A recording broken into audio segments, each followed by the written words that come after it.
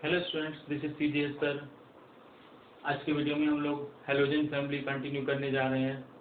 Last video में halogen family start कर दिया था और हेलोजन फैमिली में जनरल प्रॉपर्टीज, फिजिकल प्रॉपर्टीज अपन डिस्कस कर चुके हैं और केमिकल प्रॉपर्टीज स्टार्ट कर दी थी, जिसमें मैंने तुमको ऑक्सीडेशन स्टेट के बारे में बता दिया था।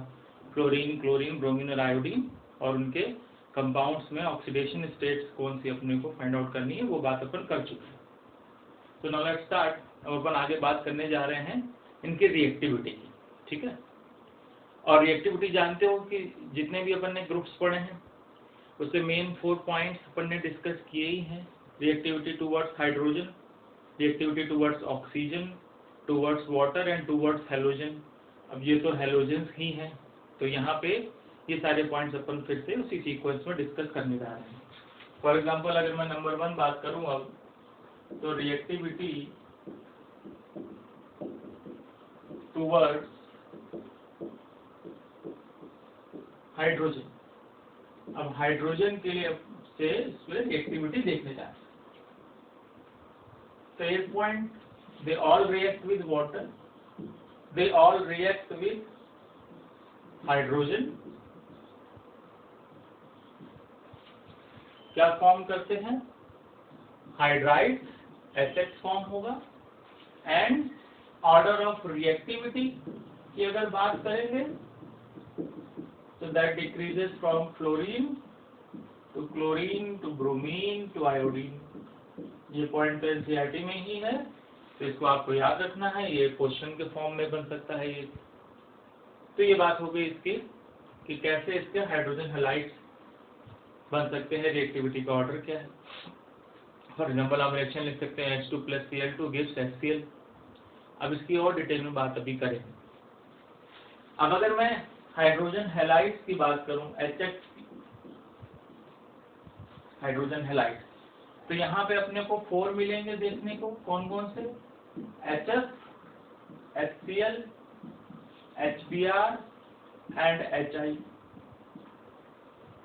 नेचुरल स्टेट में HF is liquid, normal temperature पे, रूम टेम्परेचर पे। This is gaseous, gaseous and gaseous. तो ये हाइड्रोजन फ्लोराइड है, क्लोराइड, ब्रोमाइड एंड आयोडाइड। अगर इसका मैं एक्वस सॉल्यूशन बना दूं तो हाइड्रोक्लोरिक एसिड बोलूंगा, ऐसे ही इनके साथ, ठीक है। पर्टिकुलरली हाइड्रोजन क्लोराइड बोल रहा हूं तो ये नॉर्मल टर्म है। हाइड्रोक्लोरिक एसिड बोल रहा हूं तो इसका एक्वस सॉल्यूशन की बात करी जा रही है। इस तरीके से देख सकते हैं। ऐसा क्यों हो रहा है कि ये लिक्विड है, तो उसके बारे में आप ऑलरेडी जानते हैं कि यहाँ पे HF के मॉलिक्यूल्स में स्ट्रॉन्ग इंटरमॉलिक्यूलर H बॉन्डिंग। ये पॉइंट तो बॉन्डिंग चैप्टर में ही डिस्कस हो चुका है। तो it has strong intermolecular H bonding. Particle थोड़ा क्लोज आ जाएंगे तो वो नेचुरल स्टेट में लिक्विड हो गया है। इनमें तो है, इसमें इंटरमॉलिक्यूलर H बॉन्डिंग नहीं है, इसमें नहीं है, इसमें नहीं है, गैसियस स्टेट में मिल रहे हैं, ठीक है।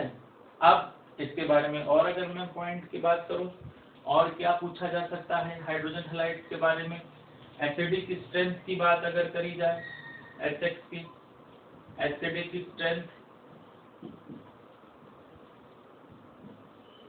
तो एसिडिक स्ट्रेंथ अगर आपसे पूछी जाए तो आप क्या बोल सकते हैं, बताइए क्या ऑर्डर बनेगा इसमें? HF, then HCl, then HBr, then HI। In fact ये तीनों तो स्ट्रॉन्ग एसिड की कैटेगरी में आते हैं, ये स्ट्रॉन्ग एसिड नहीं है, ये पॉइंट याद रखना है। HF से ज्यादा बॉन्ड लेंथ होगी HCl में, देन HBr, देन HI, तो बॉन्ड लेंथ इंक्रीज हो रही है, जिससे बॉन्ड डिसोसिएशन एनर्जी भी कम हो जाएगी। H+ रिलीज कर सकते हो यहाँ से ब्रेक करके, ठीक है। और रिड्यूसिंग पावर के बारे में पूछा जा सकता है, कौन इजिली H रिमूव कर देगा, तो ये कर सकता है, यहाँ बॉन्ड लेंथ ज्यादा है। इनफैक्ट ऑर्गेनिक केमिस्ट्री में HI की रिड्यूसिंग पावर बहुत बार अपन यूज भी करेंगे। अगर थोड़ा सा याद हो तो हाइड्रोकार्बन में पढ़ाया भी जाता है कि जब एल्केन फॉर्म करना है तो अपन डिफरेंट फंक्शनल ग्रुप्स को अल्केन तक रिड्यूस कर सकते हैं इन प्रेजेंस ऑफ HI। तो साथ में वहाँ रेड फास्फोरस लेते थे। गुड रिड्यूसिंग एजेंट की बात करी जाती है वहाँ पे, फॉर एग्जाम्पल कार्बोक्सिलिक एसिड को अल्केन तक, एल्डिहाइड को, एल्कोहल को, एनहाइड्राइड को, इन सबको अपन ने अल्केन तक रिड्यूस किया था इन प्रेजेंस ऑफ HI। तो अगर रिड्यूसिंग नेचर की मैं बात करूँगा तो वो भी यहीं से आप रिलेट कर सकते हैं, और जिसमें ये तो आपको याद रखना है यहाँ पे कि HI यहाँ पे एक गुड रिड्यूसिंग एजेंट की तरह ऑर्गेनिक केमिस्ट्री में बार बार यूज किया जाएगा। I- है, I- से खुद किस में कन्वर्ट हो सकता है, I2 में, मतलब ऑक्सीडाइज हुआ, तो ये रिड्यूसिंग एजेंट की तरह काम करेगा। अच्छा, है ये एक तरीके का कोवलेंट मॉलिक्यूल। I- तो अपन ऑक्सीडेशन नंबर की बात कर रहे हैं, ठीक है, ये पॉइंट पूछा जा सकता है। फिर अगर मैं आ जाऊं बॉइलिंग पॉइंट पे, तो अभी बात करी कि अपन ने यहाँ पे HS में स्ट्रॉन्ग इंटरमॉलिक्यूलर H बॉन्डिंग है, तो अगर मैं बॉइलिंग पॉइंट की बात करूं तो सबसे ज्यादा किसका मिल जाएगा, HS का। वो नॉर्मल टेम्परेचर पे तुम्हें रूम टेम्परेचर पे लिक्विड ही दिख रहा है, तो बात सीधी हो गई, ठीक है। अच्छा, अब HF के बाद किसका होगा, सबसे ज्यादा मॉलिक्यूलर वेट इन तीनों में किसका है, HI का। तो then HI, then HBr, then HCl। ये क्वेश्चन बॉइलिंग पॉइंट पे, या इसको ग्राफ के फॉर्म में भी पूछ लेते हैं कई बार। सबसे ज्यादा बॉइलिंग पॉइंट HF का, फिर सीधे HF के जस्ट बाद HCl देखोगे तो पॉइंट इंक्रीज होगा, देन HBr पे इंक्रीज हुआ, देन HI पे इंक्रीज हुआ। इस तरीके से ग्राफ भी बन सकता है इसका। मेल्टिंग पॉइंट ध्यान रखना, अगर मेल्टिंग पॉइंट पूछेंगे तो फिर HI, HBr, HCl और HF ये डिक्रीजिंग अपन बोल देंगे, क्योंकि मेल्टिंग पॉइंट उनके सॉलिड फेज में मॉलिक्यूल्स की पैकिंग कितनी क्लोज है इस पे भी डिपेंड करता है। फिलहाल बॉइलिंग पॉइंट पे क्वेश्चन ज्यादा पूछे जाते हैं। तो ये इनके एक तरीके से कुछ प्रॉपर्टीज हो गई इनके हाइड्राइड्स की, हाइड्राइड के एसिडिक स्ट्रेंथ, उनके रिड्यूसिंग नेचर की बात, उनके बॉइलिंग पॉइंट, ये सब ज्यादा पूछा जाता है हाइड्राइड्स के बारे में। तो ये बात एक तरीके से अपन ने किसकी कर ली, रिएक्टिविटी टुवर्ड्स हाइड्रोजन, और उससे जो HX फॉर्म हुआ है उनकी। HX में मैंने एक बार याद करो तुम लोगों को 6 स्ट्रॉन्ग एसिड्स एक बार क्या 3-4 बार बता चुका हूँ, उसमें से 3 तो यही थे, HI, HBr और HCl।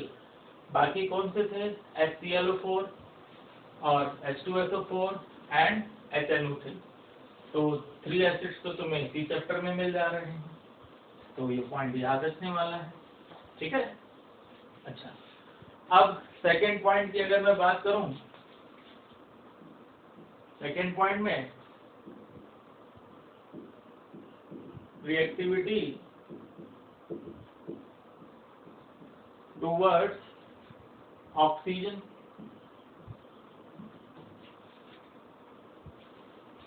तो यहाँ पे अपन बात करेंगे किसके, ऑक्साइड्स की। तो ये ऑक्सीजन के साथ हेलोजन अपने ऑक्साइड्स फॉर्म करते हैं, ये पॉइंट याद रखना है, दे फॉर्म देयर ऑक्साइड्स। अब इसमें देखो कहीं पे तो थोड़ा सा कंफ्यूज किया जा सकता है, कैसे कि अगर मैं फ्लोरीन की बात कर रहा हूँ, if I am talking about fluorine, तो यहाँ क्या है, फ्लोरीन में मुझे OF2 एंड O2F2, ऑक्सीजन के साथ इसके मेन 2 कंपाउंड्स अपने को देखने को मिलते हैं। पर क्या ये फ्लोरीन के ऑक्साइड हैं और they are fluoride of oxygen? तो कैसे करोगे इस क्वेश्चन को, fluorine is most electronegative, so it always acquires negative oxidation state in its compound। तो फ्लोरीन की नेगेटिव ऑक्सीडेशन स्टेट है यहाँ पे, it means it is better to say that it is fluoride of oxygen. तो ये तो oxygen का fluoride है, it is not oxide of fluorine, ये पॉइंट ध्यान रखना है अपने को। तो अगर हेलोजन के ऑक्साइड्स की बात करी जाए तो फिर अपन यहाँ इसकी बात नहीं करेंगे, ठीक है। अच्छा, ये O2F2 ज्यादा स्टेबल नहीं होता है, पर इसका अगर यूज पूछा जाए आपको इनके फ्लोराइड्स का, तो ये फ्लोरिनेटिंग एजेंट की तरह यूज कर सकते हैं, खास करके न्यूक्लियर रिएक्शंस में जब कभी प्लूटोनियम को सेपरेट करना होता है, प्लूटोनियम बच गया मान लो, तो उसको अगर सेपरेट करना है आपको, तो वहां पे उसको फ्लोरिनेट कर लेते हैं, इससे PuF6 बन जाता है, वहां से फिर इसको सेपरेट करने के काम में भी आता है। ये पॉइंट तो NCERT के ही है सारे, थोड़े से ध्यान रखने हैं। तो ये बात हो गई फ्लोरीन के ऑक्साइड। अब अगर मैं बात करूं सपोज क्लोरीन की, तो क्लोरीन में कौन सा देखने को मिल रहा है मुझे? Cl2O, ClO2, Cl2O6 and Cl2O7, ये 4 हो गए। अगर मैं ब्रोमीन की बात करूं तो ब्रोमीन में मुझे क्या देखने को मिल रहा है? Br2O, BrO2 and BrO3, main ये 3 मिल रहे हैं। अगर मैं आयोडीन की बात कर रहा हूं तो वहां पे I2O4, I2O5 एंड I2O7 की मैं बात कर रहा हूं। ये मेन 3, थोड़ा सा यहाँ आपको ध्यान रखना पड़ेगा कि इसमें कौन सी बात करी गई है। अब अगर इनमें बात करूं स्टेबिलिटी की, तो दीज आर क्वाइट स्टेबल, मतलब मेन अपने को जो ऑक्साइड्स मिलेंगे वो क्लोरीन के मिलेंगे इस फैमिली में। ब्रोमीन के जो ऑक्साइड्स हैं they are not much stable, they are less stable. और आयोडीन के जो ऑक्साइड्स हैं कुछ स्टेबल हैं, पर ये एक तरीके से कह सकते हो इनसॉल्युबल सॉलिड के फॉर्म में होते हैं। तो अगर आपसे पूछा जाए इनमें से एक तरीके से लीस्ट स्टेबल ऑक्साइड किसके हैं, तो ये तो ऑक्साइड है ही नहीं, तो वो अपन बात किसकी करेंगे? ब्रोमीन के ऑक्साइड्स की। ये पॉइंट थोड़ा सा याद रखना है, ठीक है? अच्छा, तो यहीं पे मैंने लेस स्टेबल लिख दिया है। इसमें कंपेयर करेंगे भी तो अपन यही कहेंगे कि ब्रोमीन के ऑक्साइड को ही अपने को सबसे कम यहाँ पे स्टेबल रखना है, ठीक है? ये पॉइंट ध्यान रखना है। अच्छा, और ऑक्सीडाइजिंग एजेंट की तरह इनमें से कोई काम कर सकता है, तो जिन पे ज्यादा ऑक्सीजन होती है वो वर्क कर सकते हैं। इस तरीके के क्वेश्चन बन सकते हैं। अगर मैं थोड़ा सा आयोडीन के ऑक्साइड की बात करूं तो देखो, आज मैं तुमको एक होमवर्क देता हूं जिस पॉइंट का डिस्कशन अपन पहले कर चुके हैं। याद करो, एक पहले के वीडियो में मैंने किसी कंपाउंड के रिएक्शन, किसी मॉलिक्यूल की रिएक्शन कराई थी मॉइस्ट आयोडीन से और ड्राई आयोडीन से। फिर अपन ने I2O5 moist iodine dry iodine में I2O5 और I4O9 बनाया था। तो आज इसका होमवर्क तुम समझ लो, याद रखो कब मैंने I4O9 बनाया था और कब I2O5 बनाया था। उसकी ट्रिक भी बताई थी, ये मुझको मैसेज करना है। ये समझ लो होमवर्क हो गया। I4O9 और I2O5 कहाँ पढ़ाया है। दूसरा, I4O9 किस फॉर्म में बताया था अपन ने? उसको आयनिक फॉर्म में बताया था, आयोडीनियम आयोडेट करके बोला था I4O9 वाला। तो उसका फॉर्मूला भी बताइए मेरे को। ये पॉइंट अपन पहले वीडियो में डिस्कस कर चुके हैं, तो नाउ यू हैव टू सी, ठीक है? अब यहाँ पे इसकी बात आ गई। अच्छा, कई बार अब जैसे यहाँ पे ऑक्सीडेशन नंबर यहाँ क्या हो गई इसकी +7, पर इतने लार्ज मॉलिक्यूल्स भी बहुत ज्यादा स्टेबल नहीं होते। यहाँ पे ऑक्सीडेशन नंबर क्या हो गई इसकी +5। तो जैसे जैसे ऑक्सीडेशन नंबर भी बढ़ता है तो कोवलेंट नेचर इंक्रीज होता ही है। ऑलरेडी ये भी नॉन मेटल है, ये भी नॉन मेटल है, तो एक तरीके से कोवलेंट नेचर अपने को देखने को मिल ही रहा है। पर आयोडीन के ऑक्साइड जैसे I4O9 मैंने बताया, आयनिक स्टेट में भी उसकी बात करी, इसलिए यहाँ पे क्वेश्चन भी बन जाएगा कि सपोज ये और ये दे दिया गया, आपसे पूछा जाए विच इज मोर कोवलेंट, तो जिसमें ऑक्सीडेशन नंबर ज्यादा है उसको आप कह देंगे दिस इज मोर कोवलेंट, है ना? ये पॉइंट आपसे पूछा जा सकता है। इनफैक्ट एक बार ऐसे एम्स के में क्वेश्चन भी आ चुका है, तो उसमें I2O5 की बात करी गई थी। तो ये पॉइंट हो गए इसके। अब जब अपन नॉन मेटल्स के ऑक्साइड्स की बात करते हैं तो आप जानते हैं उनसे मिलने वाले ऑक्सो एसिड्स की बात हमेशा करी जाती है। ऑल्दो ऑक्सो एसिड्स इसी चैप्टर में अभी अपन आगे चल के और डिटेल में डिस्कस करेंगे, पर अभी फॉर ए टाइमिंग अगर मैं आपसे कहूं कि बताओ किससे कौन सा ऑक्सो एसिड मिलेगा, तो खासकर मैं बात इसकी करने जा रहा हूं, क्लोरीन के ऑक्साइड्स की, क्योंकि ये तो लेस स्टेबल है, ये मेनली इनसॉल्युबल सॉलिड के फॉर्म में है, ये तो फ्लोराइड है, तो बात इसकी कर रहे हैं। तो अब मैं तुमको 1 मिनट दे रहा हूं और खुद ट्राई करो, क्योंकि ये पॉइंट अपन कई बार डिस्कस कर चुके हैं। Just to have a feel of live class, आप इस तरीके से इसको ट्राई कर सकते हैं। मैं 1 मिनट दूंगा अभी कि अगर मैंने Cl2 में वाटर ऐड किया तो क्या फॉर्म होगा, अगर मैंने ClO2 में वाटर ऐड किया तो क्या फॉर्म होगा, अगर इसी तरीके से if I am adding water in Cl2O6, then what will you do? And then again in Cl2O7. अच्छा, थोड़ी सी हिंट मैं दे देता हूँ कि इनके ऑक्सो एसिड्स कौन से होते हैं mainly? HOCl hypochlorous acid, HClO2 chlorous acid, HClO3 chloric acid, HClO4 perchloric acid. Oxidation number +1, +3, +5, +7। Hypochlorous, chlorous, higher oxidation state क्या होगा? क्लोरिक, और उससे भी ज्यादा पर क्लोरिक। तो अपन एक पॉइंट पहले देख चुके हैं कि जो ऑक्साइड होता है नॉन मेटल का, उसको वाटर में ऐड करते हैं तो जनरली वही एसिड बनता है जिसमें ऑक्सीडेशन नंबर सेम होता है। तो अब आपके पास 1 मिनट से भी कम टाइम दे रहा हूँ, हार्डली सपोज 30 सेकंड्स का टाइम दे रहा हूँ, जल्दी से इनसे बनने वाले ऑक्सो एसिड्स मुझे लिख के दिखाओ, अपनी कॉपी में लिखो।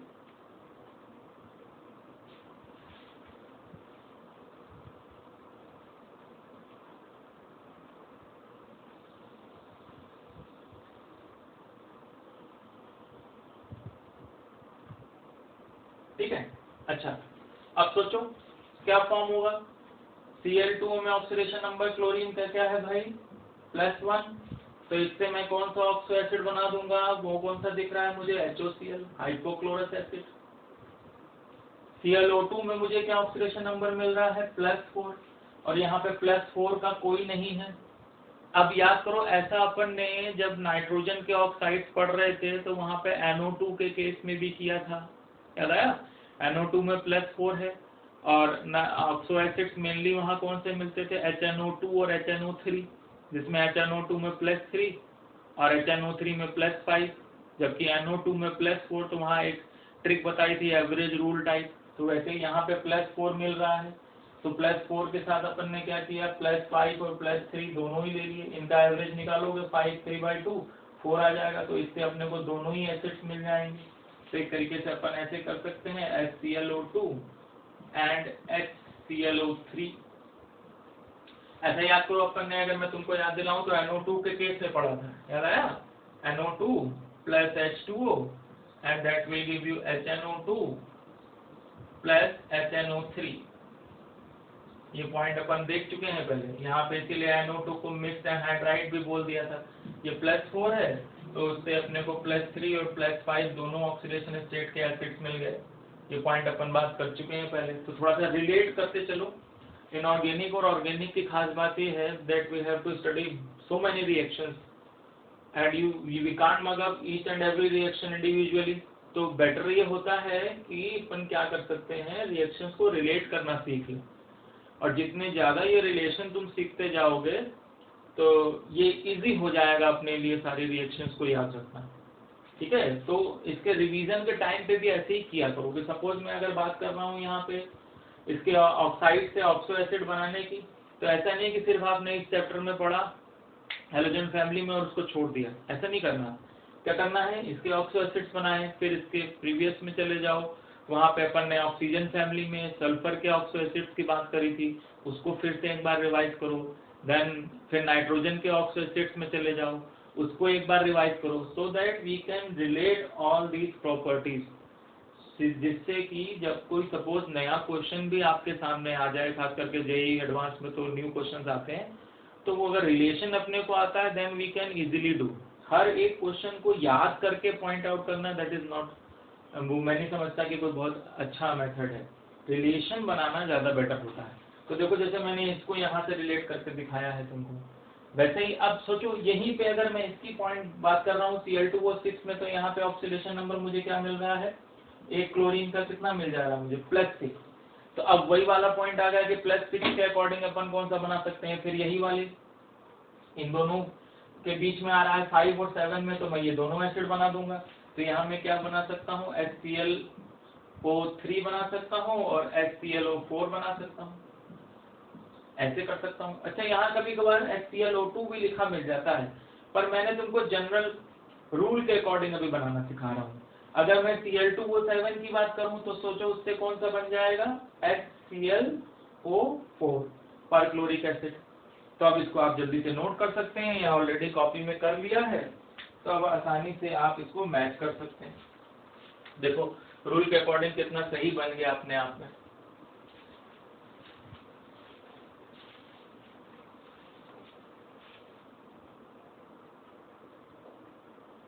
अब ऐसे ही अगर सोचो HiO4 बनाना हो तो यहाँ पे ऑक्सीडेशन नंबर +7 है तो HiO4 बना सकता हूँ ना इस तरीके से। HiO3 की बात करूं तो HiO3 में ऑक्सीडेशन नंबर कितना हो जाएगा +5, तो यहाँ से कर सकता हूँ। पर ये इनसॉल्युबल सॉलिड्स हैं इसलिए इनकी बात नहीं कर रहे, अपन फिलहाल क्लोरीन के ऑक्साइड्स की बात कर रहे हैं। अभी ऑक्सो एसिड्स के और कुछ पॉइंट ऑक्सो एसिड हेडिंग में अपन डिस्कस करेंगे। ये तो मैंने रिलेशन के लिए बताया कैसे आप इजिली बना सकते हो। तो ये बात हो गई भाई रिएक्टिविटी टुवर्ड्स ऑक्सीजन, ये पॉइंट अपने को याद रखना है। अब अगर मैं इसके बाद आ जाऊं नेक्स्ट पॉइंट पे, तो मैं बात करने जा रहा हूं third, which is reactivity towards water. इसको अच्छे से देखना क्योंकि यहाँ से बहुत से क्वेश्चंस बनेंगे जो कि खास करके केमिकल प्रॉपर्टीज में मेन पूछे जाएंगे। वाटर से रिएक्टिविटी, देखो ऑक्साइड्स की वाटर से रिएक्टिविटी और उनकी रिएक्शंस की बात अभी अपन ने कर ही ली। अब अपन इसके आगे बात करने जा रहे हैं वाटर से रिएक्टिविटी की। तो अब सोचो क्या हो सकता है। अब अपन बात कर रहे हैं फ्लोरीन, क्लोरीन, ब्रोमीन और आयोडीन की। तो अगर मैं सबसे पहले इसमें सॉल्युबिलिटी की बात करूं कि भाई कौन सा वाटर में सॉल्युबल है या नहीं है, उस पॉइंट की मैं बात करूं तो वाटर कैसा सॉल्वेंट है, पोलर। पर क्या fluorine, chlorine, bromine, iodine polar है? नहीं भाई, ये तो डायटोमिक मॉलिक्यूल है, होमोडायटोमिक है, तो ये तो पोलर नहीं है। दो फ्लोरीन के ही एटम हैं इसमें, ऐसे ही क्लोरीन, ब्रोमीन, आयोडीन में, so they are not so polar, they are not polar at all। तो अब क्या ये वाटर में सॉल्युबल होंगे? वाटर पोलर सॉल्वेंट है तो भाई ये वाटर में सॉल्युबल नहीं होंगे। थोड़ा सा याद रखना है कि they are slightly soluble in water, ऐसे कह सकते हैं, बहुत ज्यादा इनकी सॉल्युबिलिटी नहीं है। तो ये पॉइंट अपने को थोड़ा सा याद रखना है कि वाटर में ज्यादा सॉल्युबल नहीं है, ठीक है, not much soluble in water.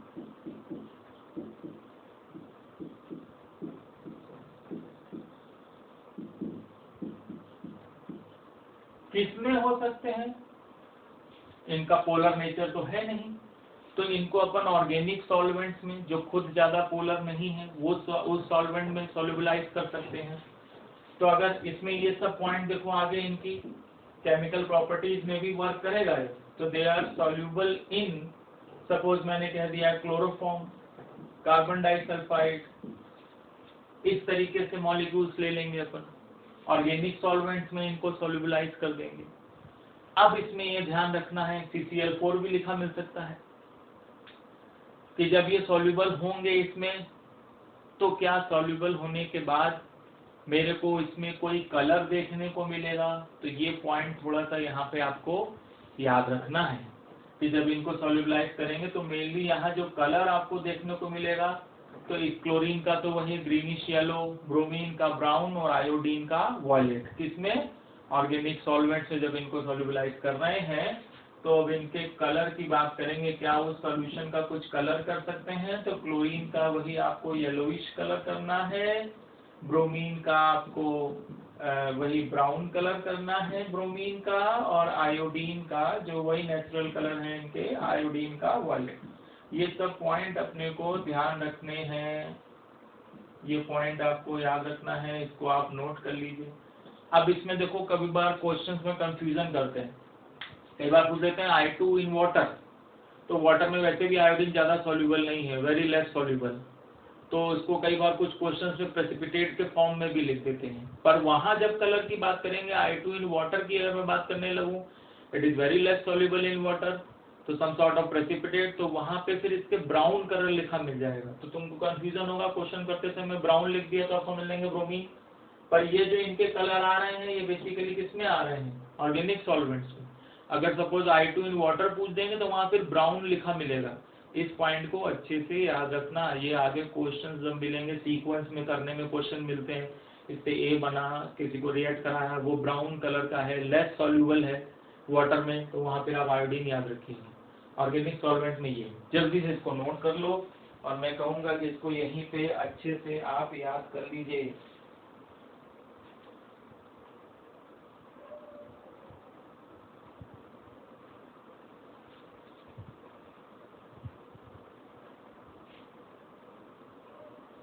ठीक है, अच्छा अब आप कहेंगे सर यहाँ पे आपने फ्लोरीन की बात नहीं करी, क्लोरीन ब्रोमीन आयोडीन की ही बात करी।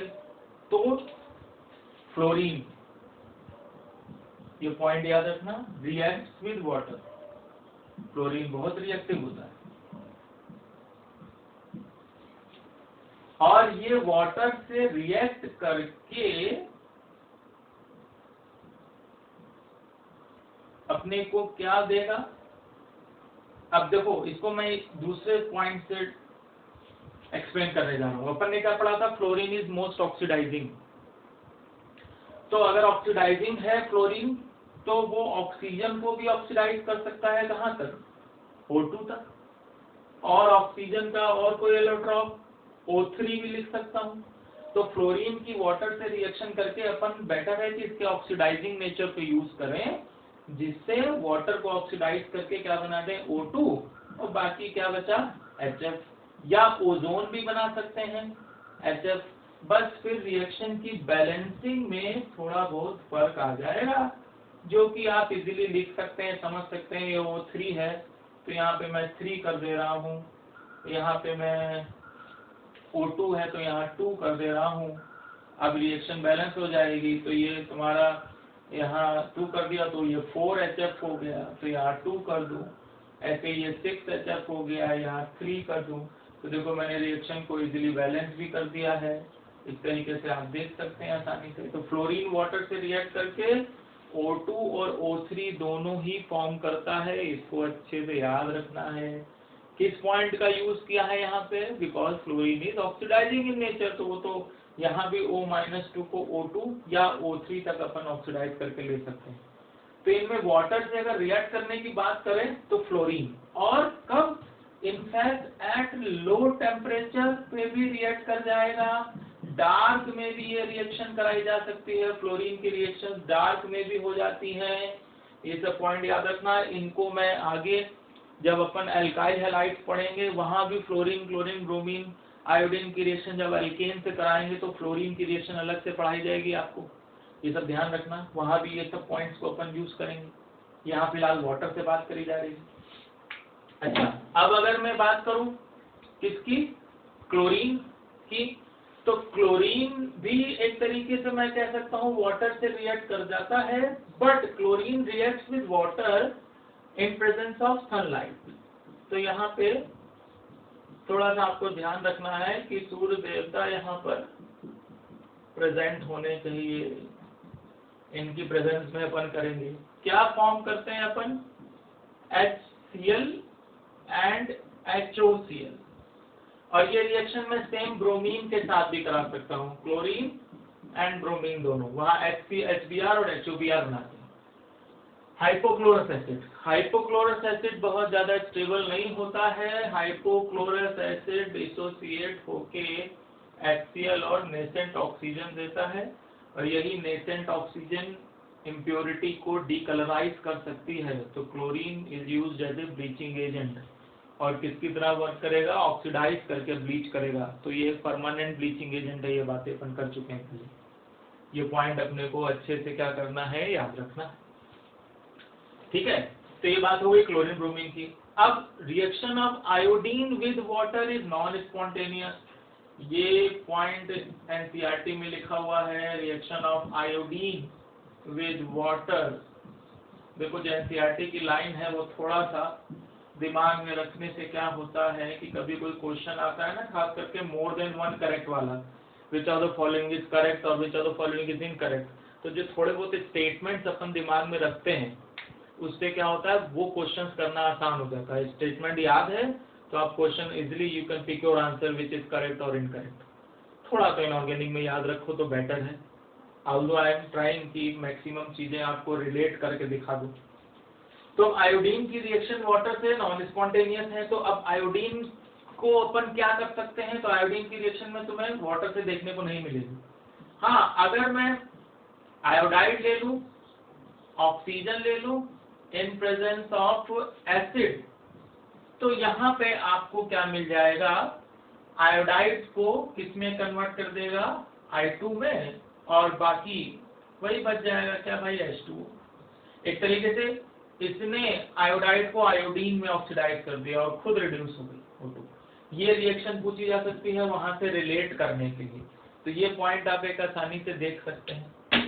मेन अपने को याद रखने है ये रिएक्शन, इन दोनों की रिएक्शन, क्योंकि यहाँ से इसके ब्लीचिंग एक्शन की बात भी करी जा सकती है, ये थोड़ा सा याद रखेंगे। तो ये बात हो गई किसकी, इनकी रिएक्टिविटी टुवर्ड्स वाटर की। इसमें देखो मैंने कौन कौन से पॉइंट बताए, याद रखना। एक ये पॉइंट अच्छे से याद रखना है अपने को, सॉल्युबल क्यों है ऑर्गेनिक सॉल्वेंट में, because they are not polar, इसलिए ऑर्गेनिक सॉल्वेंट में सॉल्युबल है। ऑर्गेनिक सॉल्वेंट में जब सॉल्युबल होंगे तो कौन सा कलर होगा, उसकी ये बात होगी। ये सब पॉइंट याद रखने हैं, वहाँ फ्लोरीन की बात नहीं करनी है। फिर वाटर में अगर ये कुछ थोड़ा बहुत जो सॉल्युबल है भी, उसमें क्या कर सकते हैं, फ्लोरीन को वाटर से रिएक्ट करा सकते हैं लो टेम्परेचर पे डार्क। क्लोरीन ज्यादा सॉल्युबल नहीं है, लेकिन सनलाइट में वाटर से रिएक्ट कर जाएगी क्लोरीन, और क्या फॉर्म करेगी ये। आयोडीन की रिएक्शन वाटर से नॉन स्पॉन्टेनियस है। पॉइंट दिमाग में रख लो, नोट कर लो, कॉपी में याद कर लो, so that you can do questions easily. तो ये बात हो गई भाई रिएक्शन किसकी, वाटर से। अब रिएक्टिविटी टुवर्ड्स मेटल की अगर मैं बात करूं, fourth point reactivity towards metal, तो ये तो तुम खुद ही सोच के बता सकते हो। अभी जब स्टार्ट किया था हेलोजन, तो ही मैंने बताया था कि नाम क्यों पड़ा है, because they are salt forming elements. तो अगर मैं सॉल्ट फॉर्मिंग एलिमेंट्स की बात कर रहा हूँ, तो इसका मतलब मेटल से तो ये रिएक्ट करेंगे, तभी तो अपने को सॉल्ट्स मिल रहे हैं। तो ये पॉइंट हो गया reactivity towards metal. And non metal भी लिख दे रहा हूं मैं यहाँ पे। तो मेटल से तो वो रिएक्ट करके अपने सॉल्ट बनाते ही हैं, जिसमें मेटल हैलाइड्स आपको मिलेंगे ही, और already upon number of metal halides पढ़ चुके हैं। NaCl, KCl, अल्कली मेटल का फॉर्म क्या बन गया, MCl, या जनरली MX लिख दें, क्लोरीन फ्लोरीन ब्रोमीन आयोडीन। और इसके बाद आप अल्कलाइन अर्थ मेटल की फॉर्म में क्या लिख सकते हैं, MX2 लिख सकते हैं। ये अल्कलाइन अर्थ मेटल की फॉर्म हो गई। डी ब्लॉक के मेटल्स का हेलोजन के साथ we can study already number of different compounds, already we have studied that. Suppose तुमको मैंने सपोज PbCl2 की बात अपन कर चुके हैं कई बार, PbCl4, और इसके बाद एंटीमनी की बात अपन कर चुके हैं, क्लोराइड्स की। नंबर ऑफ क्लोराइड्स बहुत कॉमन अगर देखूं तो FeCl2, FeCl3, कितने की बात करें, कॉपर के क्लोराइड्स की बात कर चुके हैं, और कॉपर के हैलाइड्स की बात। तो ये सब पॉइंट तो अपने को देखने को मिलते ही। हाँ, इसमें जो क्वेश्चन पूछते हैं वो यहाँ से रिलेटेड नहीं है। वो क्वेश्चन आपसे पूछा जा सकता है कि भाई यहाँ ऑक्सीडेशन नंबर +2 है, +4 है, तो जो मोर ऑक्सीडेशन नंबर जिसमें ज्यादा मिलती है उनका करेक्टर पूछ सकते हैं। तो वो फजान रूल और वो सब पॉइंट अपन जानते ही हैं कि हायर ऑक्सीडेशन स्टेट चलते चलते थोड़ा सा कोवलेंट नेचर बढ़ने लगता है, तो कोवलेंट नेचर की बात करी जा सकती है, आयनिंग नेचर की बात करी जा सकती है। इसके बाद मेटल के हैलाइड्स की सॉल्युबिलिटी की बात करी जा सकती है, पर वो यहाँ पे नहीं, वो अपन ऑलरेडी एस ब्लॉक में अल्कली अल्कलाइन अर्थ मेटल्स के हैलाइड की सॉल्युबिलिटी की बात कर ही चुके हैं। तो वो वहां से एक काम करना, आज रिवाइज कर लो। यहाँ पे तो सिर्फ इतना पॉइंट, यही पॉइंट डिस्कस करूंगा मैं। अच्छा, now come to non metals. तो नॉन मेटल्स के साथ अगर मैं रिएक्टिविटी की बात करूं, तो भाई एक पॉइंट ध्यान रखना कि नाइट्रोजन तो वैसे भी वेरी लेस रिएक्टिव होती है, तो नाइट्रोजन के साथ आपको हेलोजन की रिएक्शंस बहुत ही कम देखने को मिलेंगी। ऐसे ही ऑक्सीजन के साथ रिएक्शंस बहुत कम देखने को मिलेंगी। तो यहाँ पे जो रिएक्शंस देखने को मिलेंगी ज्यादातर वो मिल सकती हैं किसके साथ, सल्फर के साथ, फास्फोरस के साथ, जिसमें मैं हेलोजन को सपोज अगर मैं क्लोरीन ले लूं तो इसको मैं एज ऑक्सीडाइजिंग भी यूज कर सकता हूं, जो कि याद करो ये रिएक्शन पहले भी बात कर चुका हूं सल्फर और फास्फोरस के साथ। और अभी उस रिएक्शन की बात अभी जब इंडिविजुअल कंपाउंड पढ़ेंगे क्लोरीन ब्रोमीन, तो वहां भी मैं वो रिएक्शंस नोट करवाऊंगा। राइट नाउ आप ये लिख सकते हैं कि ये मेटल्स और नॉन मेटल से रिएक्ट करते हैं और अपने कंपाउंड्स बनाते हैं, मतलब फ्री एलिमेंट से अगर बात कर रहे हैं। अगर मैं कंपाउंड्स की बात करने लगूं तो देखो ऑर्गेनिक केमिस्ट्री में कितना अच्छा यूज अपन पढ़ चुके हैं कि CH4 ले लिया, एक मॉलिक्यूल ले लिया पूरा, उसको मैंने क्लोरीन से रिएक्ट करा दिया, याद करो क्लोरीन से CH4 को रिएक्ट कराया, और फिर वहां से अपन ने क्या बनाया, इसको सनलाइट की प्रेजेंस में रिएक्ट कराया, और यहाँ पे अपन CH3Cl, वही फ्री रेडिकल सब्स्टिट्यूशन रिएक्शन की बात, जिसमें यहाँ पे अगर यहीं पे रोकना है रिएक्शन को, तुम चाहते हो ये मेजर प्रोडक्ट बने तो अपन अल्केन एक्सेस में ले लेते हैं, याद करिए मैं रिवीजन करा दे रहा हूँ एक बार। और अगर यहाँ पे ऐसे ही मैंने क्लोरीन एक्सेस में ले ली तो फिर मेजर प्रोडक्ट अपन कहाँ तक पहुंच जाएंगे, CCl4 अपन मेजर प्रोडक्ट बना देंगे, याद आया फ्री रेडिकल सब्स्टिट्यूशन वाली बात। तो ये सारे पॉइंट अपने को ध्यान रखने हैं, ठीक है ना। अच्छा, अभी तुम कहोगे सर आपने नाइट्रोजन से रिएक्शन करा दी है क्लोरीन की, तो नाइट्रोजन वाली फैमिली में अपन ने नाइट्रोजन से नहीं, बेसिकली अमोनिया से रिएक्शन कराई थी। नाइट्रोजन इतनी जल्दी क्लोरीन से रिएक्ट नहीं करती, तो अमोनिया की याद रखो, मैं रिवीजन के लिए बता रहा हूँ, अमोनिया की रिएक्शन क्लोरीन से कराई थी, याद रखिए, जिससे अपन ने NCl3 बनाया था जब क्लोरीन एक्सेस में ले ली थी, कुछ याद आ रहा है ना। तो वो रिएक्शन एक बार अच्छे से आज रिवाइज करके देखना, NCl3 की प्रिपरेशन वाली रिएक्शन, जहाँ पे NCl3 को अपन ने एक्सप्लोजिव भी बोला था, याद आ। तो वो सारे पॉइंट्स, तो यहाँ से एक तरीके से ऑर्गेनिक केमिस्ट्री की बहुत सी रिएक्शंस आपसे पूछी जा सकती हैं, तो सब कुछ रिलेटेड है। तो ये बात हो गई मेटल्स एंड नॉन मेटल्स, और फिर ये मैंने एक मॉलिक्यूल से भी रिएक्ट करा दिया which is completely covalent in nature, free radical substitution type की रिएक्शंस, हेलोजिनेशन, एरोमेटिक में भी अपन आगे चल के पढ़ेंगे हेलोजिनेशन, जिसमें अपन हेलोजिनेशन करेंगे एरोमेटिक का, उसको अपन इलेक्ट्रोफिलिक सब्स्टिट्यूशन में यूज करेंगे, वहाँ साथ में एक इलेक्ट्रोफाइल लेंगे, थोड़ा सा ऑर्गेनिक के रिवीजन के लिए, वो सब पॉइंट देख सकते हो एक बार, ठीक है। तो हेलोजन तो भाई बहुत ज्यादा रिएक्टिव होते ही हैं, मतलब नॉन मेटल के साथ इसकी बहुत सी रिएक्शंस आपको देखने को मिलेंगी, कंपाउंड नॉन मेटल में मॉलिक्यूल्स के साथ रिएक्शन देखने को मिलेंगे। तो ये फोर्थ पॉइंट हो गया है किसके साथ, अपना मेटल्स और नॉन मेटल के साथ। Now come to fifth, reactivity towards halogen. तो अपन तो हेलोजन ही स्टडी कर रहे हैं, तो हेलोजन की हेलोजन से क्या रिएक्टिविटी है, अगर इसकी बात करूं मैं, तो ये आपस में भी रिएक्ट करते हैं, they react together to form inter halogen compounds. दो डिफरेंट हेलोजन के कंपाउंड को क्या कहूंगा, इंटर हेलोजन कंपाउंड, ये पॉइंट हो गया इंटर हेलोजन कंपाउंड, जिसमें X, X dash, X, X dash 3, X, X dash 5, X, X dash 7, ऐसे करके अगर मैं लिख दूं तो इंटर हेलोजन कंपाउंड्स का डिस्कशन इस चैप्टर में आगे चल के और डिटेल में करेंगे। अभी थोड़े बहुत पॉइंट जो तुम रिलेट कर सकते हो उनकी अगर मैं बात कर रहा हूँ, सपोज मैंने यहाँ पे लिख दिया BrCl इस तरीके से, इसमें मैंने सपोज लिख दिया ClF3 जो कि तुम ऑलरेडी देख चुके हो, ठीक है। अच्छा, इसमें अगर मैंने सपोज लिख दिया BrF5 इस तरीके से देख सकते हो F5, यहाँ पे सपोज मैंने लिख दिया IF7, तो दोनों हेलोजन के ही कंपाउंड्स हैं। ये थोड़े से प्योर हेलोजन से तो ज्यादा ही पोलर मिलेंगे, क्योंकि यहाँ कुछ तो डिफरेंस इलेक्ट्रोनेगेटिविटी का मिल ही रहा है।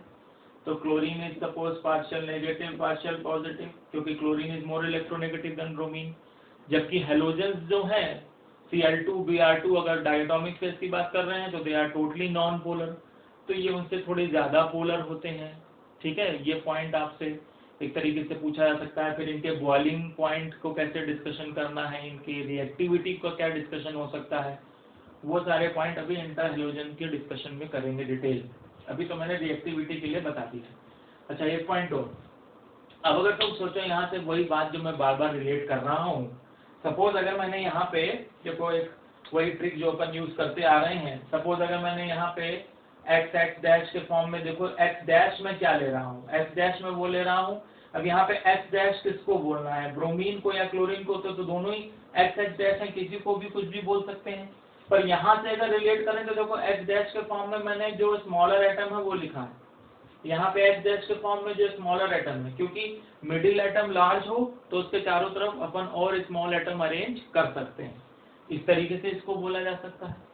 अच्छा, fluorine, chlorine, bromine, iodine size increase हो ही रहा है, तो आप क्या कहेंगे कि एच डैश के फॉर्म में कौन सा एटम लेना है, जो इससे आगे वाला है, मतलब इलेक्ट्रोनेगेटिविटी के सेंस में कहें तो जिसकी इलेक्ट्रोनेगेटिविटी एक तरीके से क्या है, कम है। तो अगर एच डैश के फॉर्म में लिखना है तो इसको बेटर मैं कैसे लिख दूंगा, ClBr के फॉर्म में इसको ले लिया।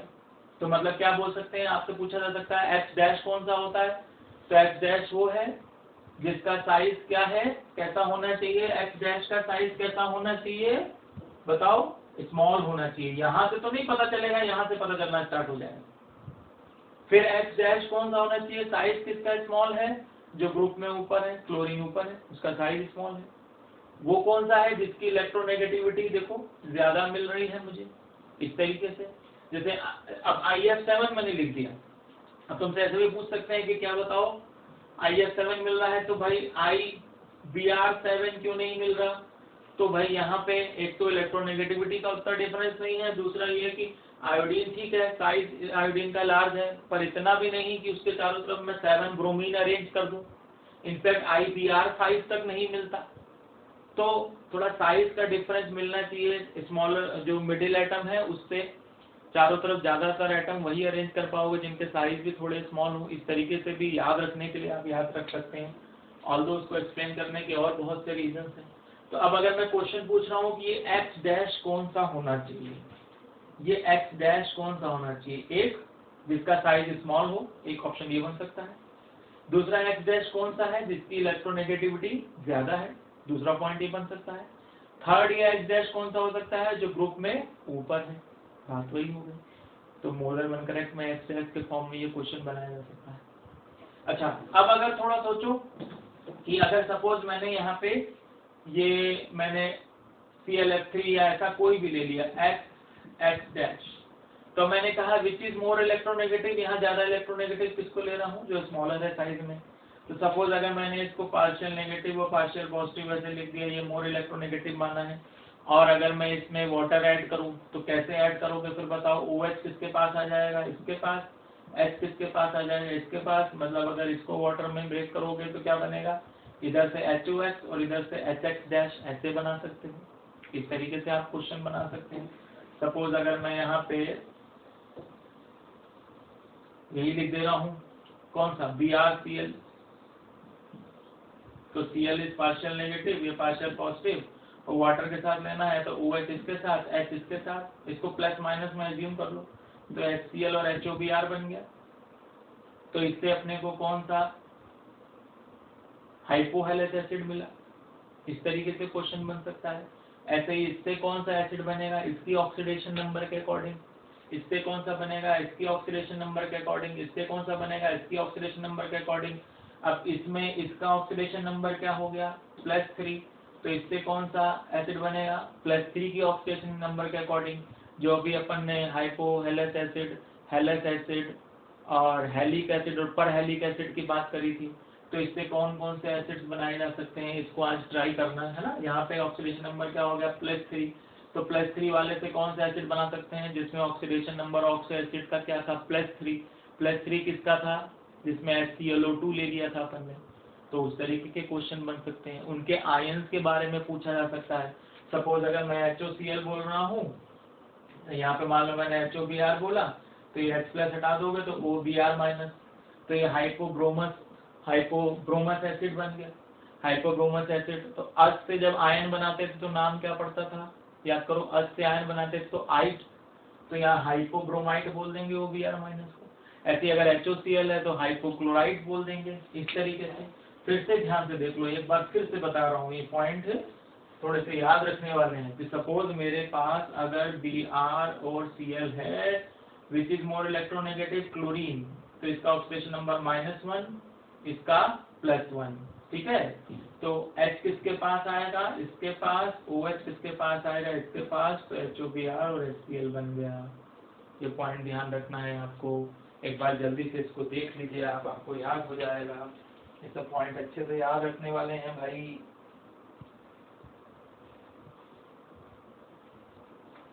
देख लिया। तो आज के वीडियो में अपन यहाँ तक की बात कर रहे हैं। अच्छा, इसमें थोड़ा सा एक पॉइंट और, अगर मैं आज इससे रिलेटेड कुछ क्वेश्चंस की मैं बात करूं तो वो क्वेश्चन आप कैसे देख सकते हैं, अगर मैं उनकी बात करूं तो वो क्वेश्चन अगर आप देखें तो मैं तो कुछ क्वेश्चंस आपको कराने जा रहा हूं, तो वो क्वेश्चन आप ध्यान से देखें उन क्वेश्चंस को कैसे किया जाएगा। सपोज मैं कुछ क्वेश्चन जो एग्जाम में ऑलरेडी आ चुके हैं अगर मैं उनकी बात करूं, देखो एक क्वेश्चन तो यही है, क्या correct order of bond dissociation energy.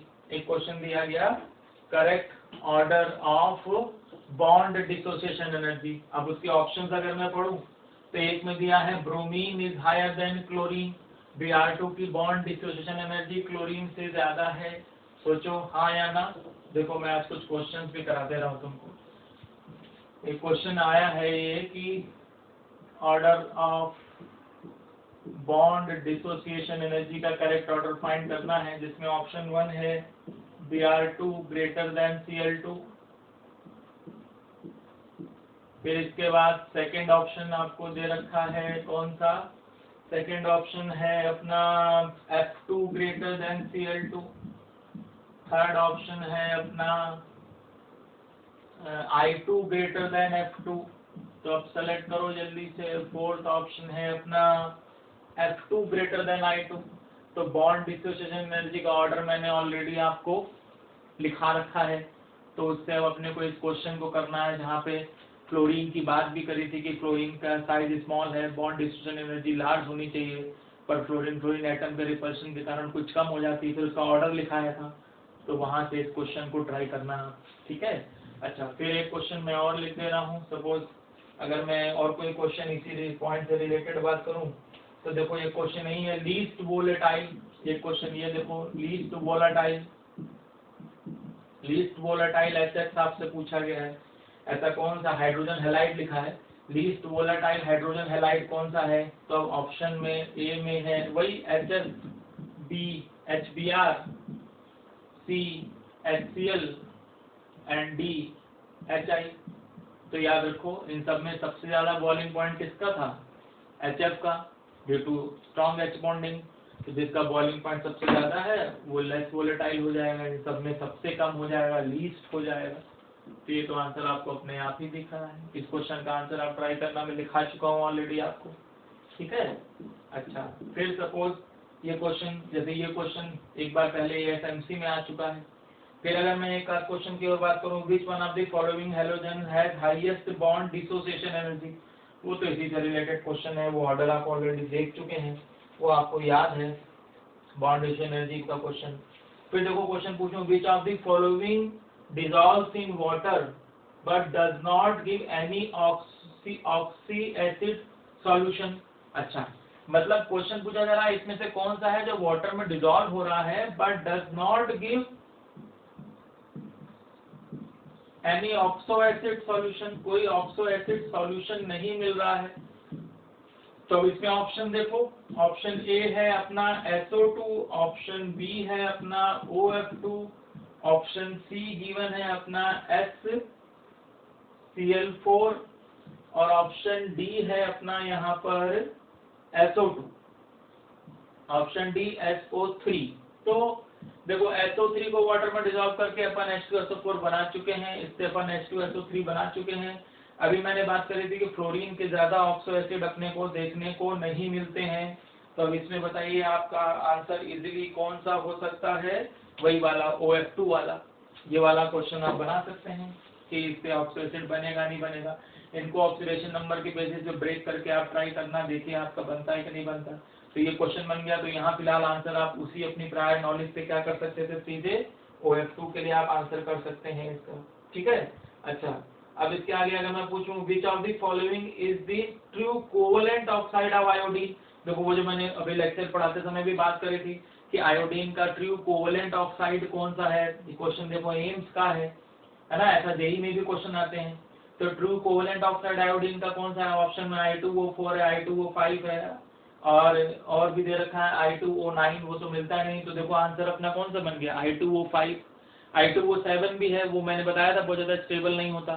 तो यहाँ पे आंसर आप कौन सा कर सकते हैं, I2O5 वाला भी कर सकते हैं। मेनली अगर बात करें तो वो स्टेबल भी है थोड़ा सा, और I2O5 कोवेलेंट सॉलिड के फॉर्म में, कोवेलेंट कंपाउंड के फॉर्म में आपसे पूछा जा रहा है विच of the following is the true covalent oxide. कौन सा ट्रू कोवेलेंट ऑक्साइड है, क्योंकि आयोडीन की अपन ने बात करी थी ऑक्साइड्स में कि इनसॉल्युबल सॉलिड्स हैं और उसमें से कुछ अपने आयनिक फॉर्म में भी मिलते हैं। तो ये पॉइंट ऐसा पूछा जा सकता है। तो देखो वही सारे क्वेश्चंस अपने को देखने को मिल रहे हैं जो अपन ऑलरेडी पढ़ रहे हैं, ठीक है ना। अच्छा, फिर देखो एक क्वेश्चन है, iodine dissolves in KI solution due to the formation of. देखो ये क्वेश्चन कहाँ से आ सकता है, अभी अपन ने बात करी थी क्या कि मैं एक बात कर रहा था कि जब वाटर में सॉल्युबिलिटी की बात कर रहा था तो मैंने बताया था कि हैलोजेंस वाटर में ज्यादा सॉल्युबल नहीं होते हैं, कम सॉल्युबल होते हैं। और उसमें भी अगर आयोडीन का वाटर में पूछते हैं तो वेरी लेस सॉल्युबल है, तो ब्राउन PPT के फॉर्म में लिखा मिल जाता है आयोडीन का वाटर में, ऑर्गेनिक सॉल्वेंट में वायलेट कलर वाला पॉइंट। तो अब अगर आयोडीन की सॉल्युबिलिटी बढ़ानी है तो अपन साथ में ले लेते हैं KI, जिससे क्या बन जाता है KI3। और KI3 को अपन कैसे लिख सकते हैं, K plus and I3 minus.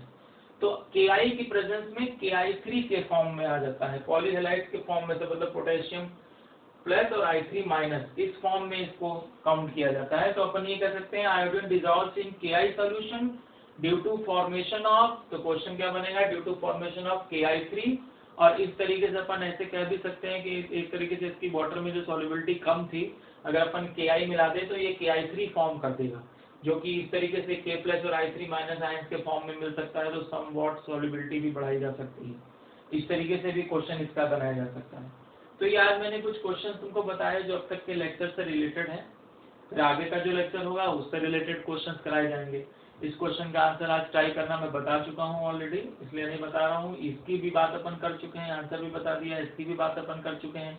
इस तरीके के क्वेश्चन आपसे पूछे जा सकते हैं। इसमें लीस्ट वोलेटाइल पूछा है, तो जिसका बॉइलिंग पॉइंट हाईएस्ट है वो लीस्ट वोलेटाइल हो गया, सबसे कम जिसका बॉइलिंग पॉइंट ज्यादा होगा वो वोलेटाइल कम होगा। अगर मोस्ट वोलेटाइल पूछेंगे तो इन सब में किसका बॉइलिंग पॉइंट सबसे कम था, तो याद रखो बॉइलिंग पॉइंट के ऑर्डर की अभी अपन ने बात करी थी। सबसे पहले HF, फिर HI, then HBr, then HCl। तो इनमें सबसे कम बॉइलिंग पॉइंट किसका मिल रहा था अपने को, HCl का। उसका बॉइलिंग पॉइंट कम है वो ज्यादा वोलेटाइल बोल दिया जाएगा। वैसे तो इन तीनों की नेचुरल स्टेट गैसियस की होती है, तो ज्यादातर लीस्ट वोलेटाइल ही पूछा जाता है आपसे इस तरीके के क्वेश्चन। HF में क्वेश्चन वो बन सकता है जो बॉन्डिंग वाले क्वेश्चन में अपन बॉन्डिंग में पढ़ा था, HF के H बॉन्डिंग के जो स्ट्रक्चर्स बनाए थे उसको यहाँ से रिवाइज कर सकते हैं। तो आज के वीडियो में अपन यहाँ तक की बात कर रहे हैं, फिर नेक्स्ट वीडियो में अपन इंडिविजुअल मॉलिक्यूल्स की बात करेंगे, क्लोरीन की, ब्रोमीन की। NCERT में तो मेनली सिर्फ क्लोरीन डिस्कस किया गया है, मैं बाकी के बारे में भी कुछ पॉइंट्स बताऊंगा आपको। और फिर इनके हाइड्रा एसिड्स की बात, और फिर इनके ऑक्सो एसिड्स की बात। तो मोस्ट प्रोबेबली नेक्स्ट लेक्चर में ये चैप्टर कंप्लीट हो जाएगा, क्योंकि बहुत से पॉइंट्स अपन ऑलरेडी यहाँ पे डिस्कस कर चुके हैं। ठीक है, तो देख लें और आज जो होमवर्क बोला है उसको आप करें। Thank you.